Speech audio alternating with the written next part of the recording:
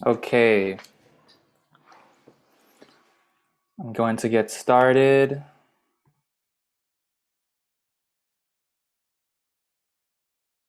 Mara, would it be possible so I can be full screen?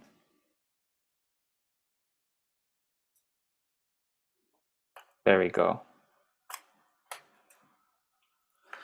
Okay. Thanks for your patience, everyone. I had a small technical difficulty this morning.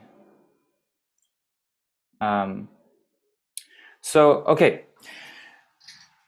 My name is Noah, and I am going to be leading the Grief Stewardship workshop today.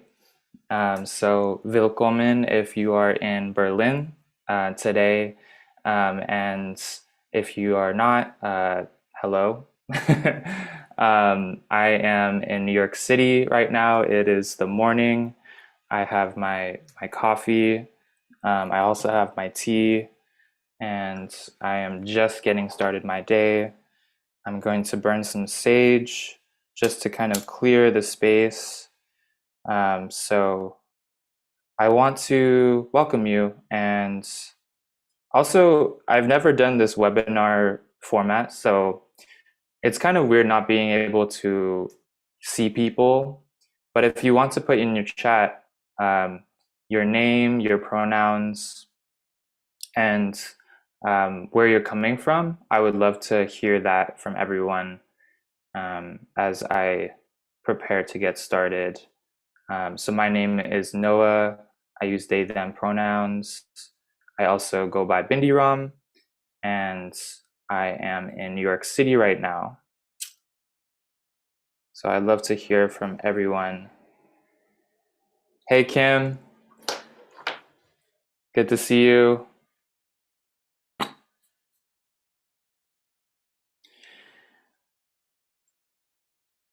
Welcome, welcome, welcome. Lovely. It's nice to meet everyone. Okay. I'm going to share my screen again. Oop.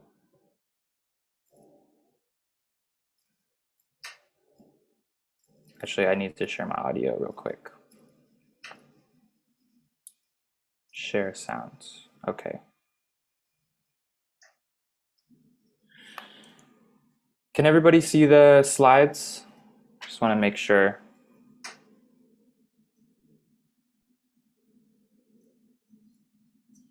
Okay, great. Yeah, so today we are talking about grief stewardship. So I really thank Dice for bringing this conversation to everyone.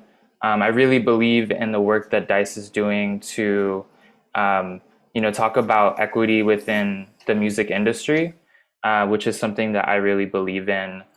And I will also be talking a little bit more about equity today. I really appreciate the work that Dice is doing, and I'm really excited to do this workshop for a Berlin-based organization because I'm actually going to be traveling to Berlin in about a month. I'm going to be there on April 20th. It's really exciting to meet some of you, and I hope to kind of stay in touch with people. If you're interested in talking more about grief stewardship, then I would love to meet and talk about it if you are in Berlin. Also, I have a very noisy radiator on right now, so I hope it's not too noisy. I'm New York life, so that's hopefully not too much of a imposition. So just to ground everyone in the topic of today, Grief Stewardship is an interactive workshop by bindiram where participants will learn the concept of grief stewardship and its role in their artistic practice. Okay, it's not noisy. I'm good. Good to hear. Participants will receive and conceive ideas for their own stewardship and experience a performance that embodies grief stewardship using sonic art. So, this is the webinar format, but I also really want to encourage a lot of interaction today. And I forgot to mention that I would like people to be able to have something to write with if possible.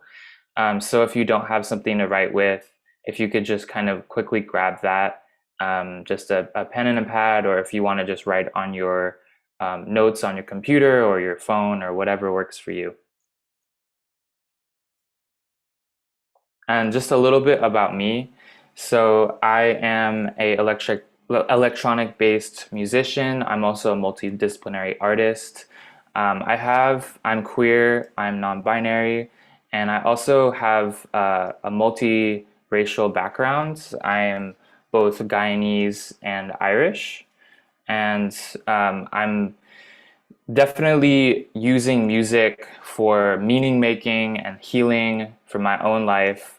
And I work with a lot of different genres. So all of my music at this point is very electronic based, but I combine soca, Indian folk, and house music and beyond to combine to different, basically emotional landscapes that I'm feeling. So that's a little bit about my music. And then beyond my music, I'm also doing a lot of work in mental health activism. So I'm currently, and I just started this work at the Institute for Development of Human Arts, which is a transformative mental health training institute um, that seeks to build a community that advances holistic, equitable, and transformative mental health practices. So I'm really, I'm passionate about talking about the intersections of art, healing, and liberation. So this is a perfect workshop for me because I really feel like I'm able to combine my passions. So I'm really excited to get into this with you all. So I just want to kind of offer some practices when we're talking about grief. I think that grief is, something that's really heavy to talk about, and I think it's really important to just kind of show up as you are, for this conversation. So what that means is supporting your body to feel comfortable and resourced allows you to lean into and learn into curiosity. If you get agitated, closed off, or uncomfortable, do what you need to be able to return to a more connected and present state. Take care of your comfort and basic needs as they arise. Um, we're going to do some collective practices. Um, and so there's no real right way to do those in this space, okay? Um, and then the other one that I want to invite people is choice and consent. So all practices and offerings are adaptable and optional.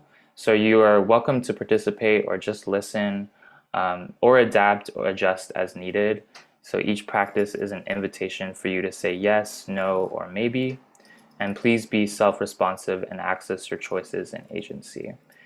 So I just wanted to say that because, again, this is a very heavy topic. And so I want to make sure people feel like they have the choices that they need, because I feel that in talking about grief stewardship, part of it is really making sure you have the agency to make your own decisions when it comes to, how you care for your grief, and how you show up in this space.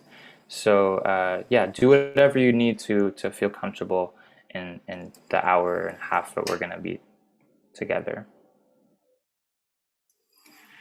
So this is part of the description that I said for that I put up for Dice.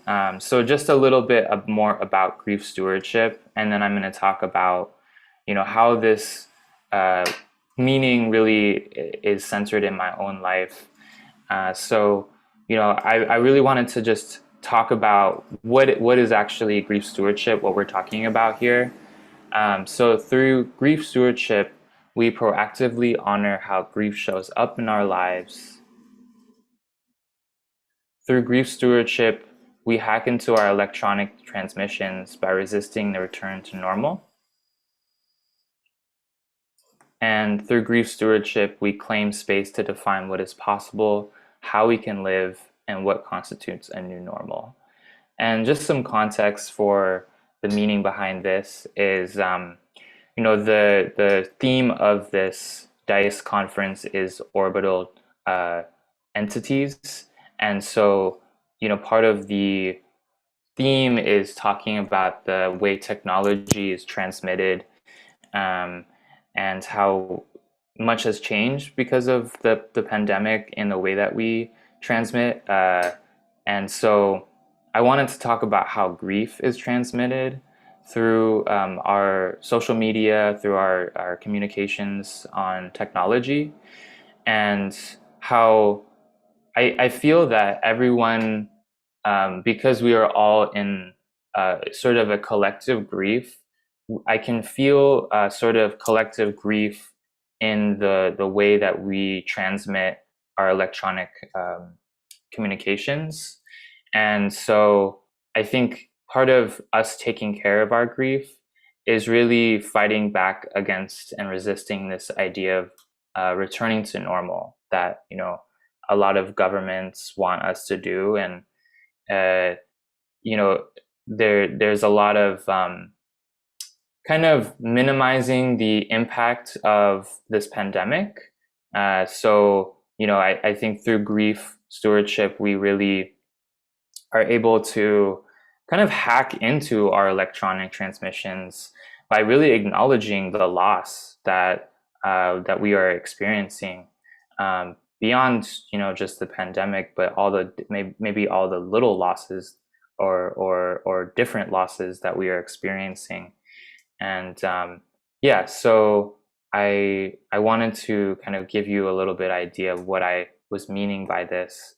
And then also, of course, that through grief stewardship, we really are proactive in how grief show up in our life.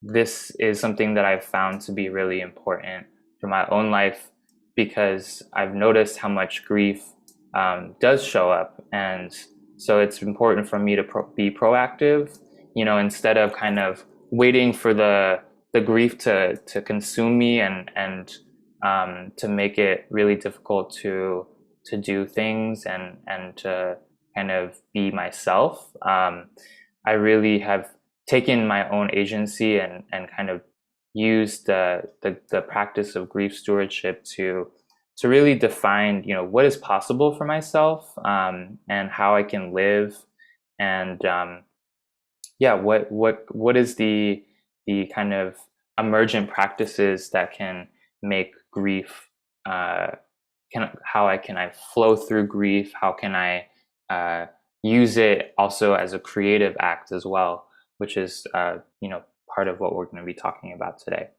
So I know that when I'm not able to see people today, but I would love also, if you have any reflections on any of these things, feel free to put it in the chat. And I also think at some point when we do our writing activity, I would love for people to come off mute and maybe Mara or whoever is running tech can help with sending that person so that they can be heard by the rest of everyone else. So I just wanted to acknowledge something that happened very recently, was that there was a announcement that the DSM was going to call grief, prolonged grief, a disorder. And so I just wanted to acknowledge the way that we often talk about grief in a Western concept, and there was a push right now to talk about how long-term grief is seen as a disorder or a disease. So I just wanted to talk about medicalizing grief, because this is something that I personally believe is not right, because it really minimizes the factors of how we can think about grief in our own lives and how different cultures view grief. And also, I think that it's this idea that if you get over your grief, if you have grief still existing, that there's something wrong with you. Um, and, I think I've really accepted in my own life that grief is just something I'm probably going to experience for the rest of my life. But it really is going to change shape throughout my life. So, I have a lot of feelings about this, but I just wanted to acknowledge this because it actually happened very recently that this announcement happened. And a lot of people are kind of pushing back against this idea of prolonged grief. And and really wanting to really complicate this idea of it just being a disorder. All right, so I'm going to talk a little bit about my own stewardship. And for that, I'm going to stop my screen so that I can see you all. And I'm going to pull out some of my notes here. But yeah, I want to talk about my own stewardship. It's, something that's extremely important in my own life. And I just, I think coming up with this workshop, it was really an emergent process where I actually was having a difficult time really accessing my own grief. I think it was really difficult to kind of come up with what I wanted to talk about because I was disconnected and I actually needed to tap into my own practices to actually get to thinking about this workshop. So it was a very emergent process, and grief has really taken on a lot of shapes in my life, and part of the reason that I talk about it is because when I was 11, my dad passed away, and that was my first kind of real, big experience of grief in my life. And as a kid, I think there is this kind of idea of like grief having this like trajectory, like you go through like these different like phases, and that's kind of how we're taught to think about grief as this kind of linear process that goes from you go through your kind of denial phase, or shock, and then acceptance. And I think some of that kind of was true for me, but I also feel like there was a lot that was not very linear. And at the time, I think being raised as a man, I wasn't very in touch with my emotions, and I felt like I needed to be very strong for my mom at the time. And so I didn't really express my grief. I didn't really, do these practices. And it wasn't until maybe about 17 years old where I actually was able to start making music. And that was when I really was able to express my grief in a new way. And when I started making music, it was hip hop music actually, and I was a rapper when I first started. And so, yeah, it was a very particular kind of expression, and I was very, very lyric based. I was very into narrative, so I was talking a lot about my story through my music, and that was actually the way that I started really tapping into my grief. I made a song about my dad passing away, and it was a really, that was, I think, a beginning in understanding that this is a way that I can actually process through things, and also connect through to other people, through this practice. And music, when I'm talking about artistic practices, and how you can, cultivate grief stewardship through art, I think my biggest way that I've accessed grief is through my music. And so that's a big, that's a big way that I also access, but I want to acknowledge that I'm also doing other art pieces that do that. But I'll talk a little bit about that a little later. And so, yeah, I think because my story telling was a big part of my grief stewardship, I was really able to use music to connect to others and talk about grief. And one of my kind of big like coming of age moments was when I actually traveled to Samoa with my mom when it was, I think it was 2011, and in 2006, Samoa had been through a really devastating tsunami. And so I have some family friends through my dad's work in Samoa and New Zealand that do work on, social justice therapy. And so I was invited with my mom to go to kind of help the children there, to kind of bring artistic practices to them. And first, I was just there to really help my mom on this. She's an art teacher and she was bringing her own practices, and so I was just coming to help with that. But then I realized at the time, because I was 17, starting to make music and starting to really express my own grief through lyricism, that I could actually connect with them by teaching them how to rap.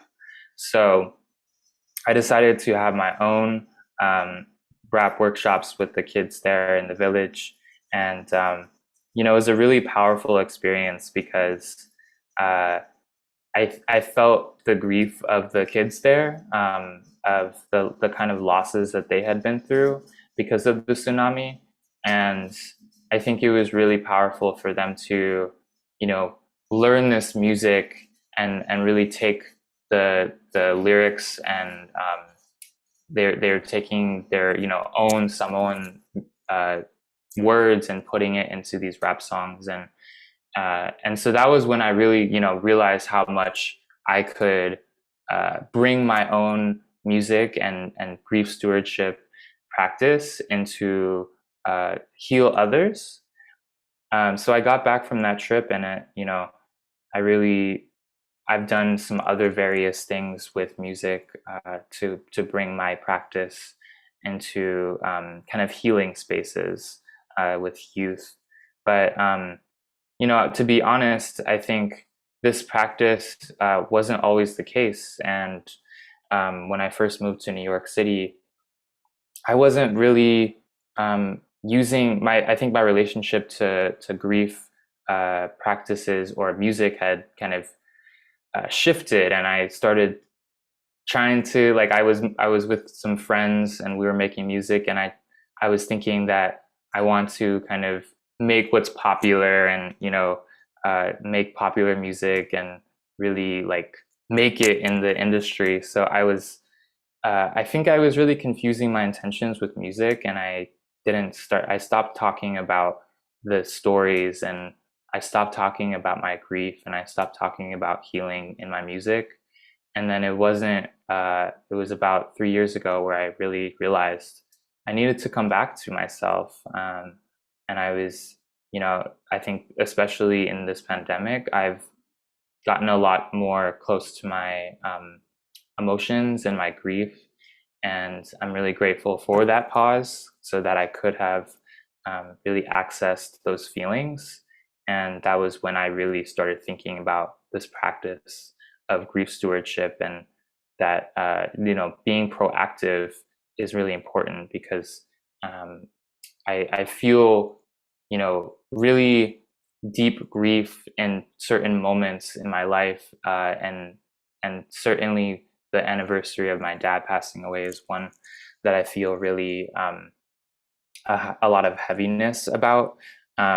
But there's other moments in my life that I think I can also talk about as grief, and one of them is definitely grief of my past self, and that's something that I really think is something a lot of people have experienced, especially in the past few years.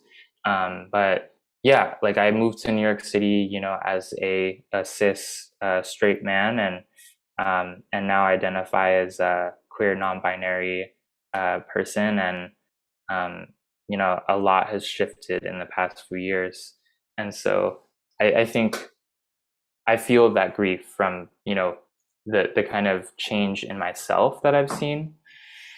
Yeah, so I think I want to invite a really expansive definition of how we think about grief, because there's so many different ways that we can think about grief.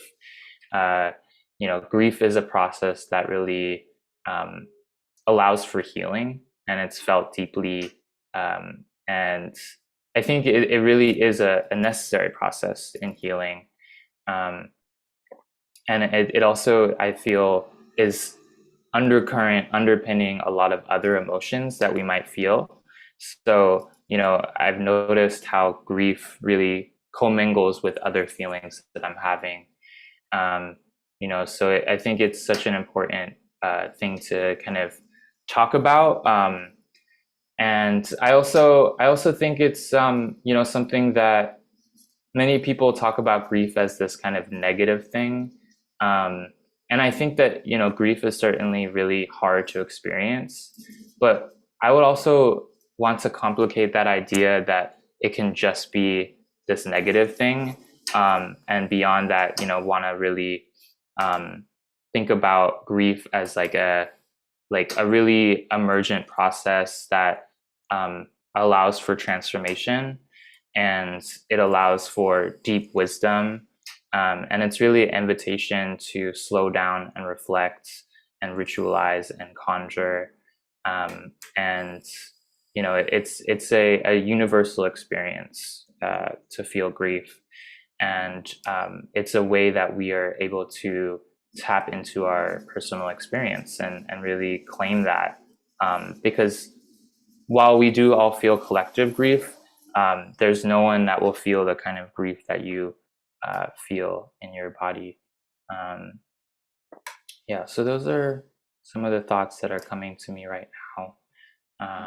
As I talk, I do want to get to our activity so that I can hear from other people about their grief.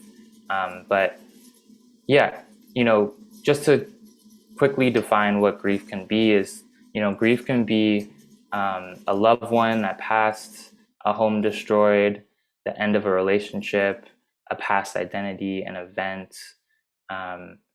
There's so many ways to grieve, and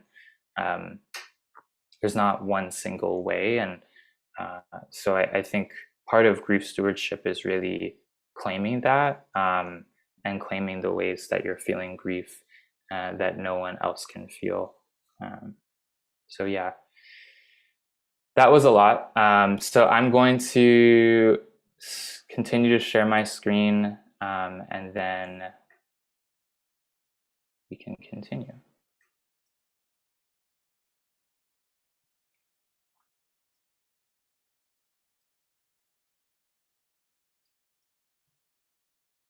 Okay. Yeah, so this is a quote from Creative Wildfire that really is trying to interrupt this idea of returning to normal in this pandemic. And so I really like this because it actually changed how I think about grief a lot. We grieve because it's necessary. It's part of the healing process.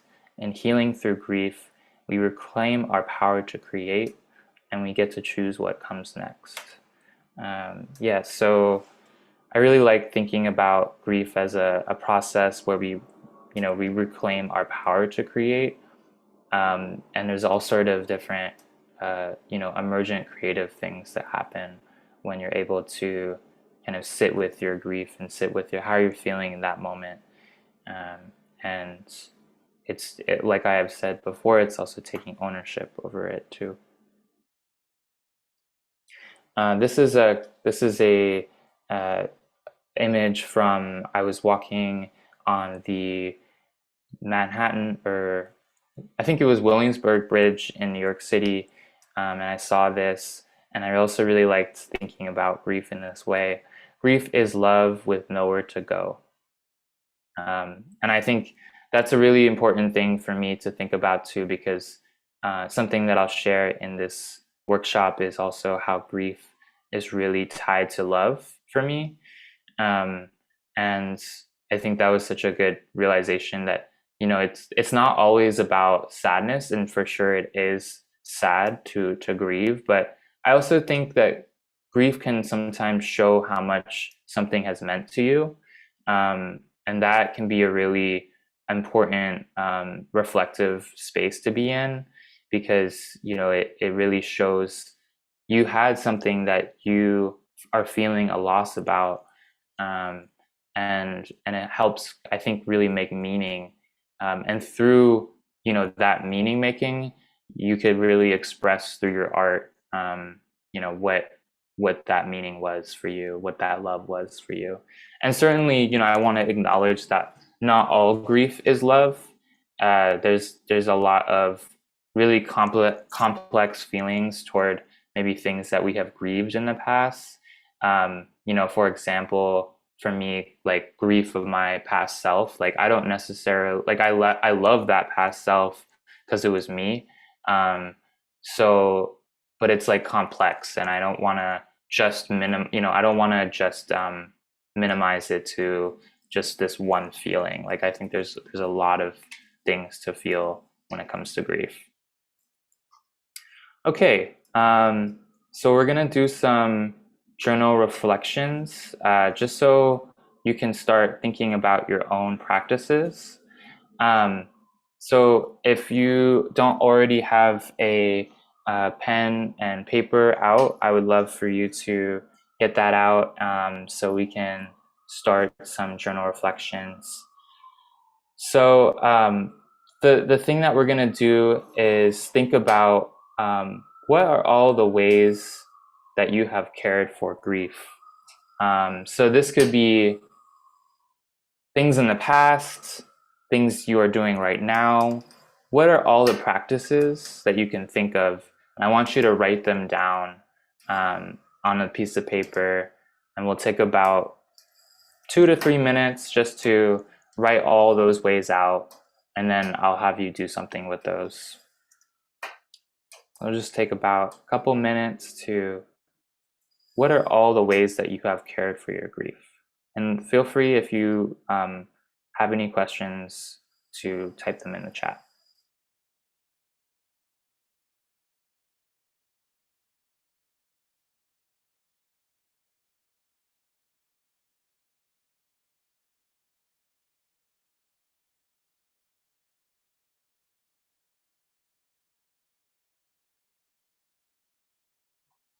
Oh yeah, so thank you, Danny.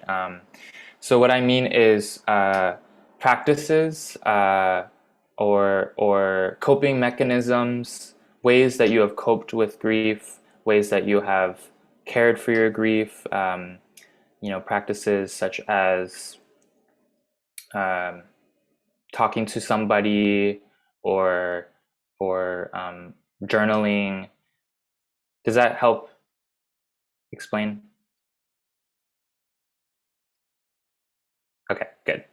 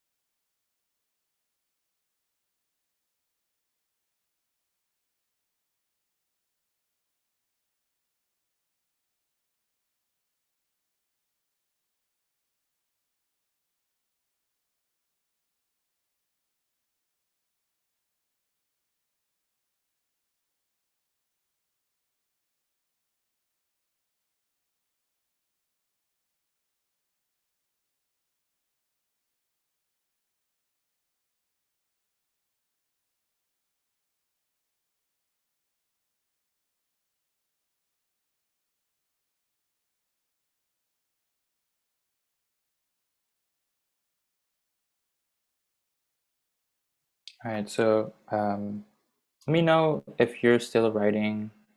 It can still take a little bit more time. Otherwise, we can move on.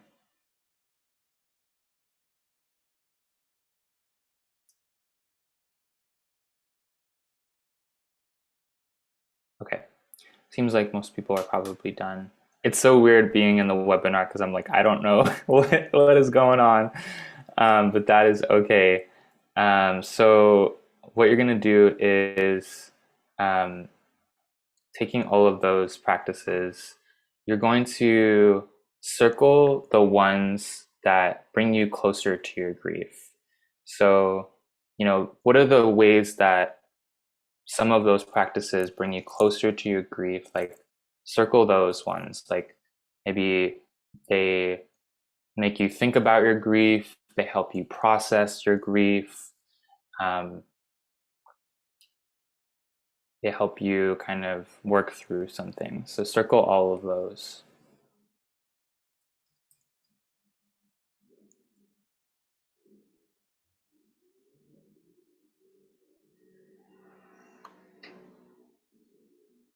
And then once you're finished with that, you're going to underline the practices that distance you from your grief, that numb you from your grief. Maybe some things that are coping but help you kind of not think about your grief, not and kind of distance you from that.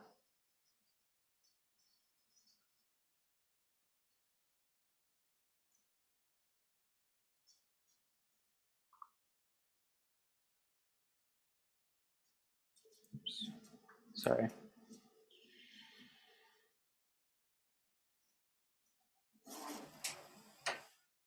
And then last but not least, I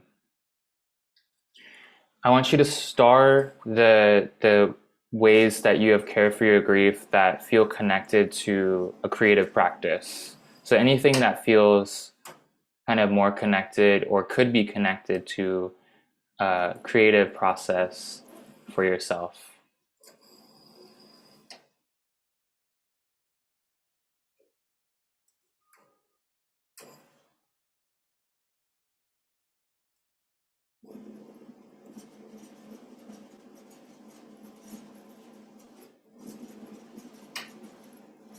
And so after you're finished with that, I would love to invite some people to share the ways, but first I'll just say that this list is a really helpful way to start thinking about how you can cultivate your own grief stewardship. I think that in talking about grief stewardship, I want to make sure that people know that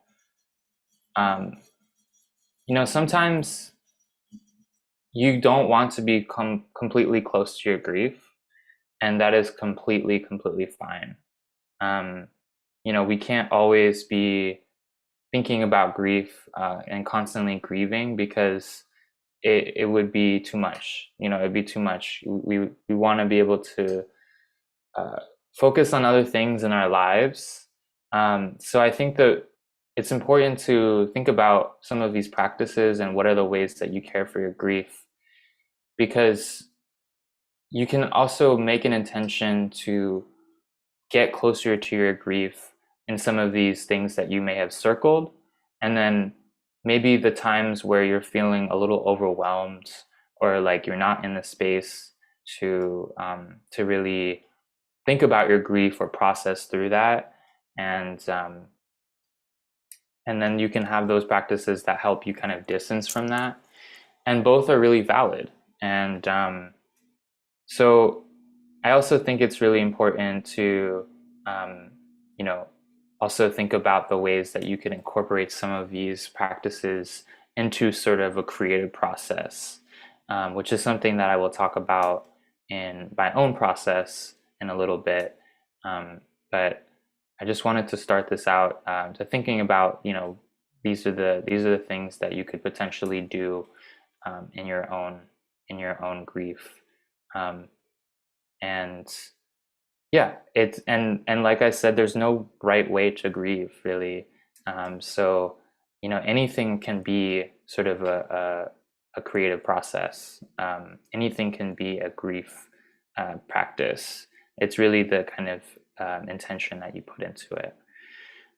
So I would love to hear from some folks, if you feel comfortable to either come off mute or put in the chat any of these reflections that you had from this activity.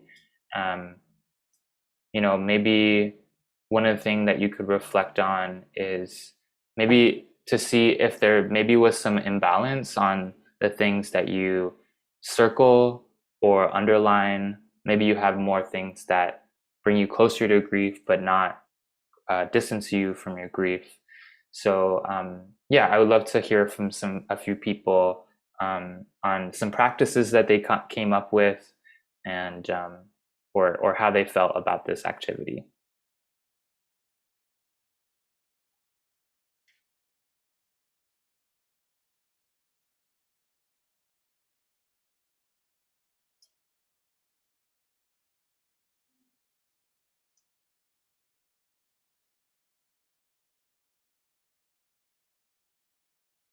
I also don't know how people unmute themselves.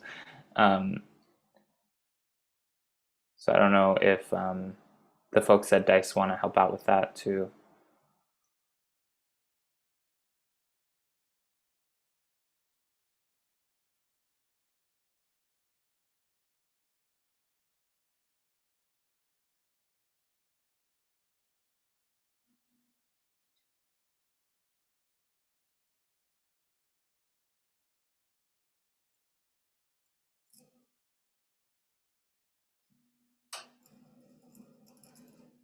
Oh, thank you, Mara. Thank you, Danny.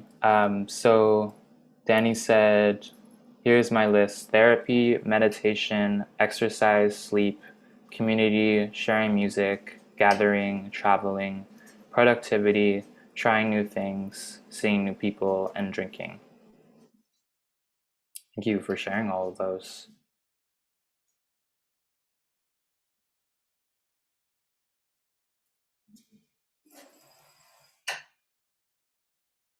Anybody else want to share some of their practices?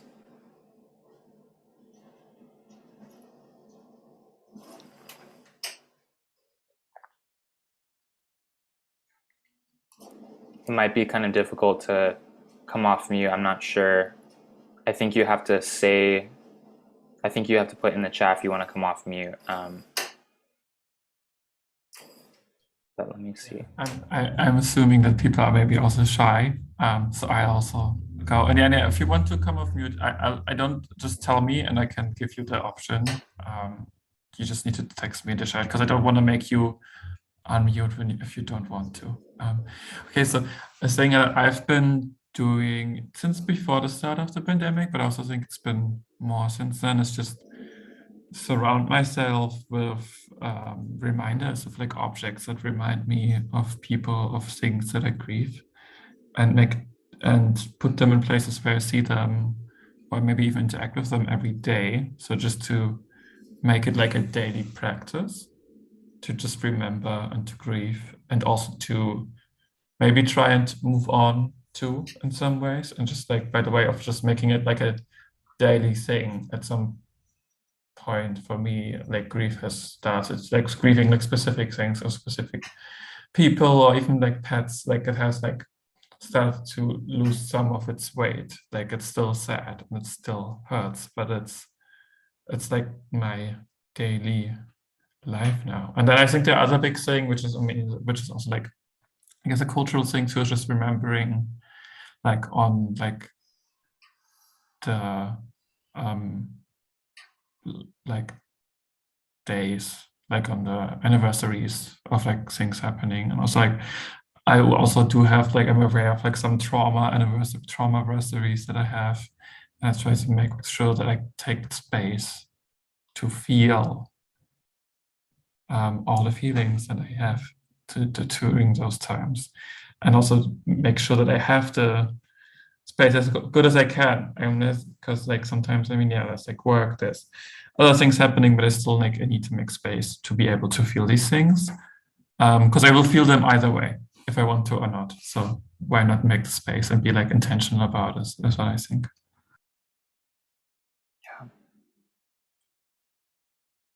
Yeah, thank you so much, Mara, for sharing that. Um, yeah, and I also completely understand if people don't feel comfortable sharing. I know it's a very vulnerable topic. And so I really understand, and I just really appreciate what you had shared about objects, and that's something that I hope we have time for. I'm going to try to squeeze it in. And the importance of creating sort of an altar, which I heard you kind of say with an object that kind of reminds you of something that you have grieved. And I think it's so important to kind of be able to create some sort of space, either in your physical environment, mental space for that grief. And so, having an object that reminds you of that is really an amazing way of doing that. And yeah, I think that's really amazing to think about. So thank you for sharing that.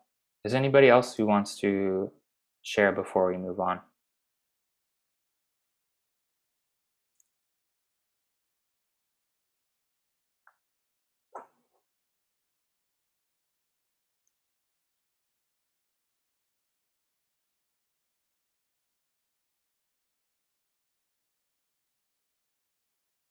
I'm also curious to see, what are the things that people kind of shared to their artist process? Like, what are the things that felt like connected to a creative practice? So if there's anything that people wanted to comment on that too, I'm also curious about that. But totally fine if we want to just keep on moving, and I won't share my own practices with you all. So these are some of the things that I do to practice grief stewardship. And so in the next couple of slides, I'll be talking about altar work, performance, and creative practice. And these are all ways that I've thought about my grief. And I also want to acknowledge that for me, these are all practices that really are so intermingled. So I didn't split them up by like these categories specifically, but I want to just kind of share these are some of the practices that I do, but there's more. And so, the first one for me is really thinking about my most recent, a recent release for me that was called Love Me. This is the album cover, and this song, I was making this song at the time for a person who I was in love with, but I also think that there was a kind of a sadness tinge to it, because throughout making this song, and it took me a while to kind of end up finishing it and releasing it, I thought a lot about the relationship between love and grief, and how much love I had for my dad, and why that kind of grief really was like a love that I wasn't able to express to him. And I think about just how the like honoring of this grief that we feel like through like an altar or through a practice is like a way of like sending love to that person, or sending love to that loss. And so I wanted to share some of the practices that I did that talked about grief through this song release. So one of the things that I did was I touched on it through some Instagram posts. I won't read this whole image because it's a lot of words, but really wanted to share some significance about this song to everyone who who's like in my community on social media, and thinking about how grief has really impacted my ability to be vulnerable in my relationships, and thinking about how it's a fear that I'm going to lose that person if I'm vulnerable to them, and I think that fear of loss really makes it hard for me to trust, or make it hard for me to love. And so I think, the practice of like honoring my grief actually opened up my ability to really love in a deeper way. And also something that Mara had mentioned too, was these ideas of like trauma anniversaries. Like I think that was what she had said. But these dates that might have a specific resonance to a loss. And so for me, July 25th was the anniversary of my dad passing away. And so it's a time where my body is really sensitive. And I, unfortunately, summer is such a weird, like, it's summer is so fun. Like, and a lot of people are like partying, having a great time. I'm sure Berlin loves to get down in the summer, but I also feel a lot of grief in the summer. And so I it's really important, like beyond, alongside going out and like having a fun time during the summer, that I really take care of my grief, so that I'm like really proactive, because I've experienced that when I don't, it really affects me, and I'm like stuffing it down, and then I'll like at some point I go through a crisis, and I like kind of explode in some way. And so yeah, it's really important that I acknowledge these anniversaries. So the most recent last summer, I made an altar to commemorate him, and I invited a friend of mine to join me to talk about him, and we actually just spoke directly to him, and so this was a really meaningful practice for me to just kind of, put him in the room, like he was in that space when I made that altar, and just to be able to talk to him directly was really powerful. And that's a picture of me and my dad, and I think it's really powerful. I don't know what was going on. There was some magic. There was like he made some sort of magic happen, but there's like a water stain on the frame here, and it's the shape of Guyana, which is the shape. Guyana is where my dad is from, so I don't know. There was some real resonance there. And also, if you notice, there's the dragonflies. And dragonflies for me have been a symbol of him because, like, ever since he passed away, like throughout my life, I've seen dragonflies everywhere I go. I can be in the middle of like downtown Manhattan, and I'll see a dragonfly like fly by me. So I've really come to know that is him, his spirit. So I really love dragonflies, and actually behind me, you can't really see it very well, but I have my dragonfly lights in the background today. I'm just going to share a brief part of this song that talks about the grief in the love music.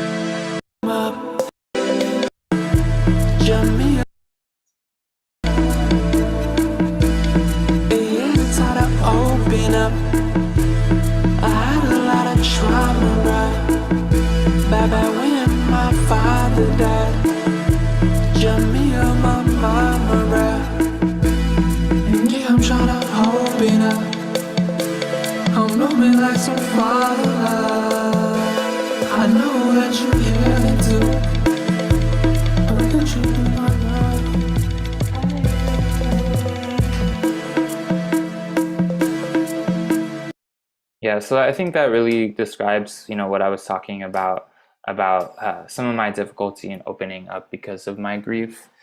So I think, through writing this song and articulating it, I think it was really good for me to think about and express that, so that I could, I could open up and I could love. And so this is something I also shared with people during my release. I'm going to talk a little bit about performance and how it's been a process space for grief as well. I think specifically during the pandemic, it's been a really amazing way that I've been able to process grief. And I think, there's a lot of thoughts that I have about the performance because, I'll give you an example of this performance I did pictured here about, how it really was a really emotional performance of like wailing. And I recently learned about some of my Irish ancestry, excuse me, where the pre-colonial Irish women, they used to do keening, which is a kind of wailing during the mourning ceremonies. And so, it was really good to learn about this idea of mourning in part of my ancestry and actually really trying to do the keening as well to get closer to my ancestors.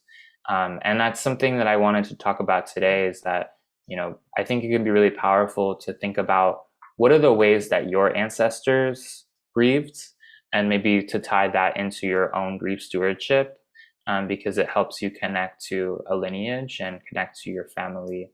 And, certainly not all cultures might have that practice, but I think that it's really important to think about, what are the ways that your specific culture has grieved.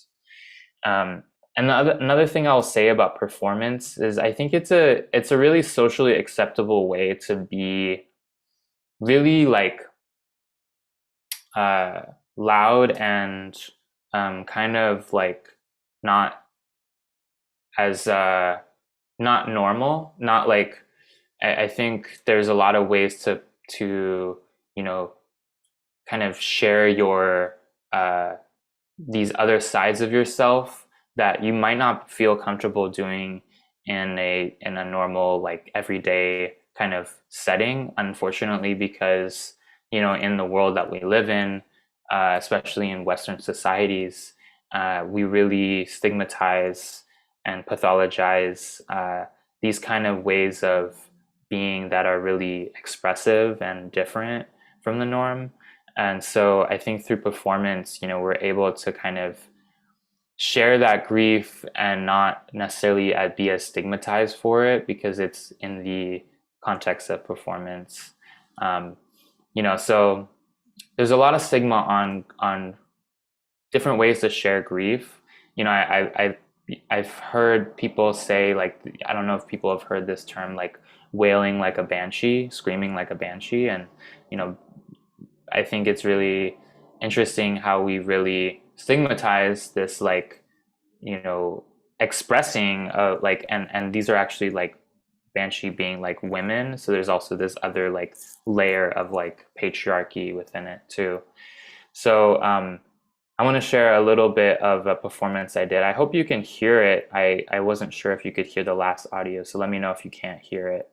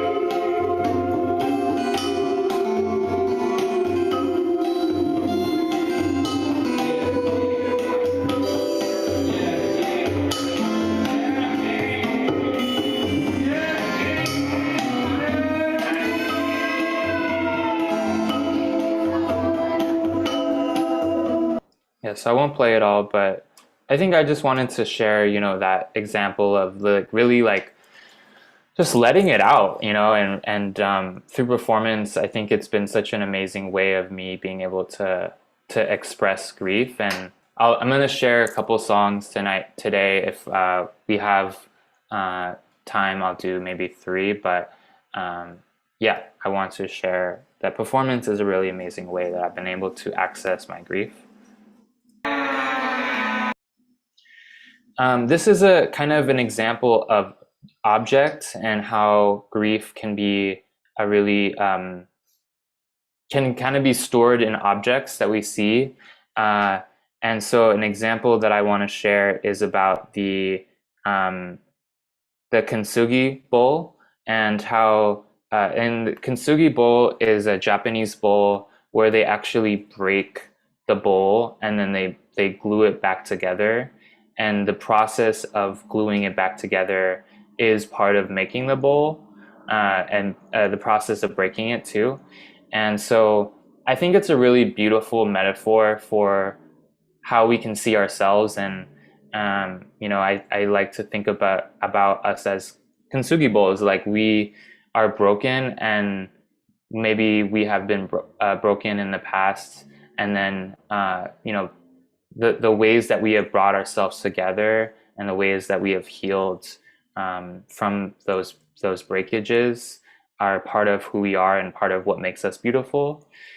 So I had a really amazing moment last summer as well, where I had this candle that I like accidentally dropped, and it was like cracked. And then I decided to light it anyways because I'm without candles a lot and just wanted to use it.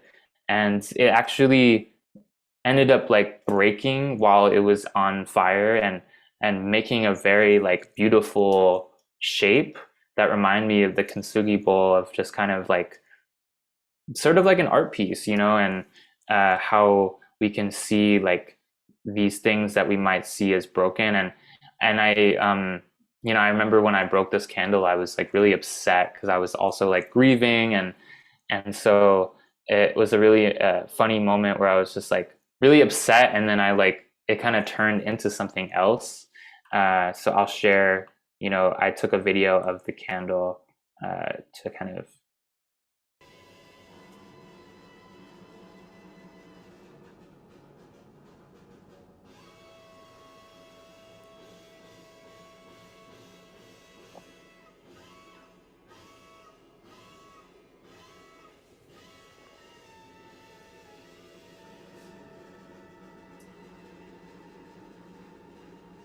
Yeah. Yeah, so I think we're talking about like objects and the potential for it to be uh, really significant is something that I wanted to talk about. And so, object has been something that has really been a way for me to express my grief as well. Uh, and so I want to talk about Konsugi Bowl, but beyond that, I wanted to talk about um, altars, of course. And I already shared with you this altar that I had done last summer for my dad um, around the anniversary. But I also wanted to, I also wanted to share some other ideas toward altar making, because I feel like for me, altars have a lot of carryover into my music practice. And it's really about creating a space for your practice that is really intentional and, for you. So, being really close to the kind of relationship with your lived environment. And so on the left, you see this is an altar I made. I think this is for Diwali. I'm not sure, but it's a Hindu holiday of festival of lights. But on the right, we see this was a picture I took when I went on an artist retreat in upstate New York. And I like to put these two side by side because I kind of see that they're both altars to me. I have my sound equipment, and I have this picture, or I have this writing on on the wall that says, "Treating myself like a precious object makes me strong." And I think it's really important that our experience in our environment, and like when we want to talk about like a creative practice, like having an altar maybe in your studio space or in the space that you want to create could be a really amazing way of you kind of tapping into your grief, and how it could be a practice of moving that grief into some sort of creativity. So I like to think about altar spaces and studio spaces as kind of synchronizing and connecting in really special ways. And this is an altar I made. This was last winter, or I think I made this in December, and I was really grieving, I think specifically my grandma who had passed away. She's Irish, and I was trying to connect to my ancestry through her, and she was really into owls, so I put an owl in there. So ancestry has been a really important thing for me to connect to as well, and thinking about my relationship to my ancestors, what they kind of would like for me, and thinking about what are the things that they had believed, and how I can carry some of these things into my life now.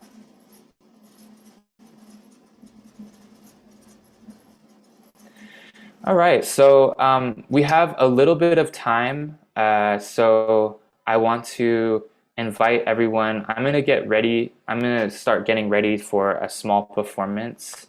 But in the meantime, I want to take maybe a couple of minutes, and I know this might be hard if you are not at home, but I want to take a couple minutes and look around your space, look around where you are, and find an item that reminds you of a grief, reminds you of a loss. So while I'm getting ready, just kind of look around your space and try to find a item that reminds you of a specific grief or loss. And then we'll come back, and hopefully I can get, maybe if you could get some people to share. I don't know if there's other tech people on the screen today, but I will, hopefully we can get people to share their objects. And so just take a few minutes, and we'll come back at what time is it in Berlin? 3:47, I think. Yeah, so we'll come back at 3:50.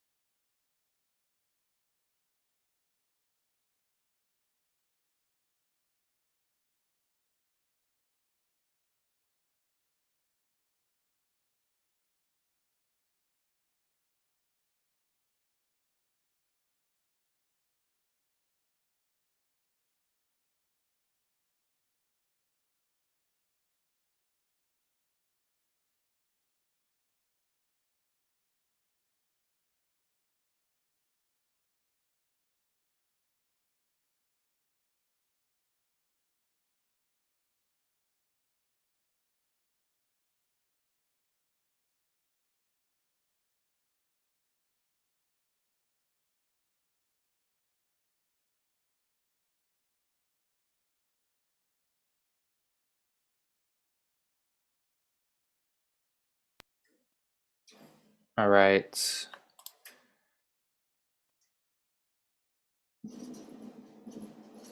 Come back now, and I'd like to invite someone to come off mute and maybe share what did the item that they came up with.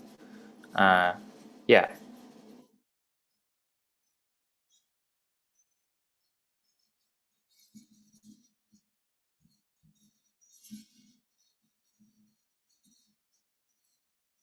I'm not sure if I have that capability, to be honest. So I know Mara had left.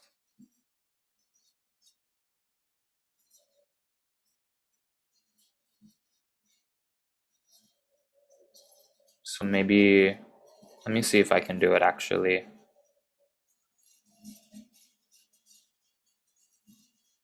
If not, that's okay. We can just, people can share in the chat.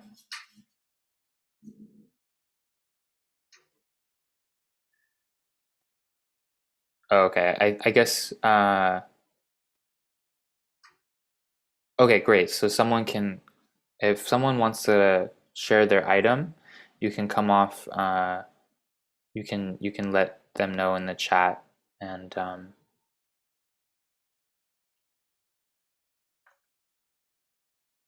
I see Nadine said it's very simple, but it's mainly photographs, but there's also grief towards childhood, like a teddy bear.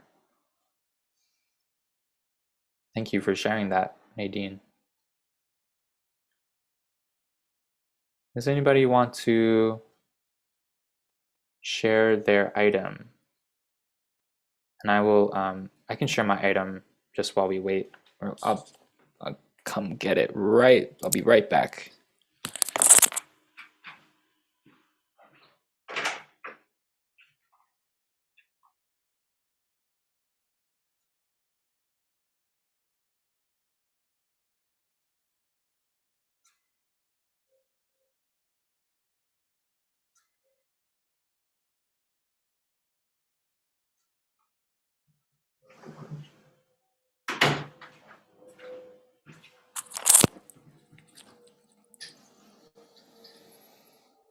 So Danny said, I have a gift that was given to me by someone who is no longer in my life, and it's the only thing I had from them. Yeah. Thank you for sharing that. So the item that I chose, and I won't like go too close because it has my identification, but in New York City they have these identification cards, and I have this card on my altar because I got it when I first came to New York, and it's really from a time when I was, as I mentioned, like a cis man. Um, and I also, I think right now I'm grieving kind of this feeling of maybe wanting to leave New York. And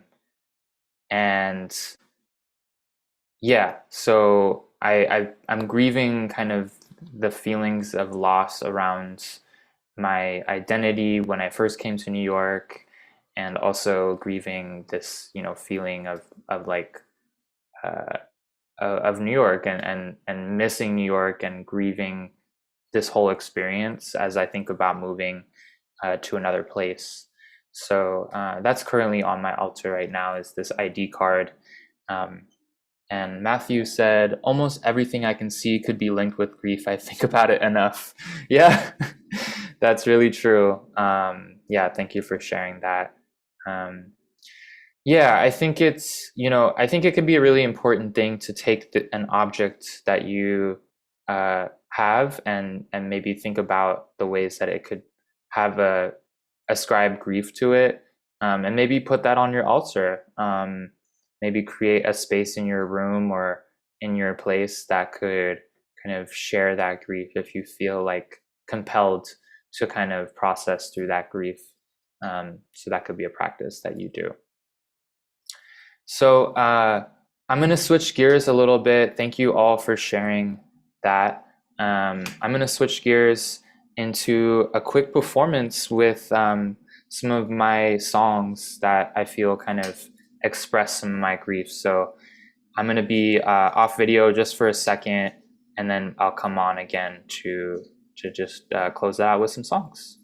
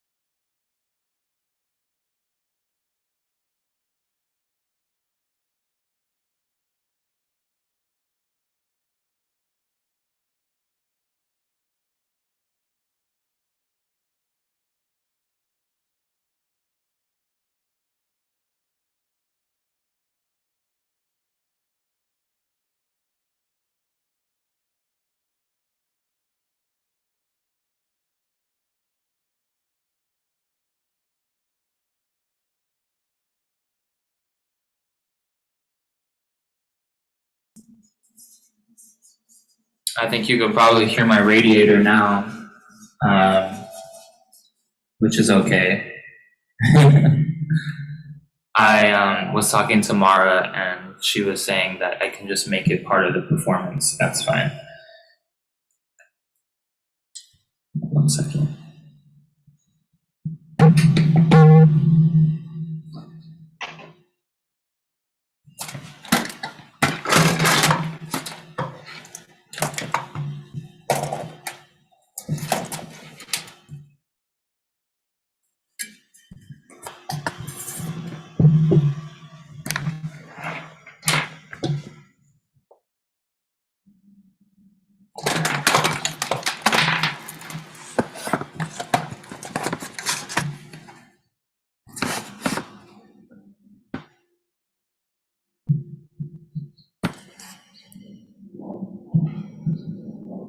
Okay.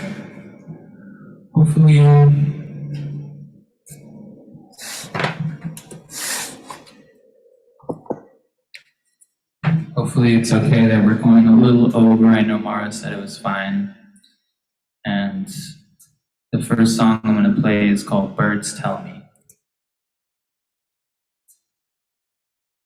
And let me know in the chat if you can hear the song once I start playing it.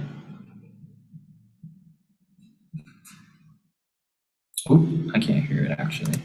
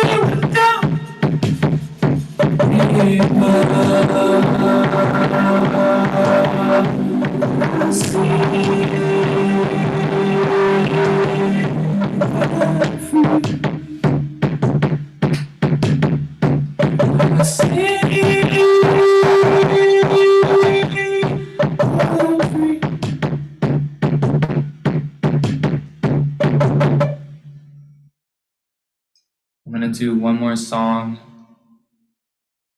Probably not the whole one, but thank you so much.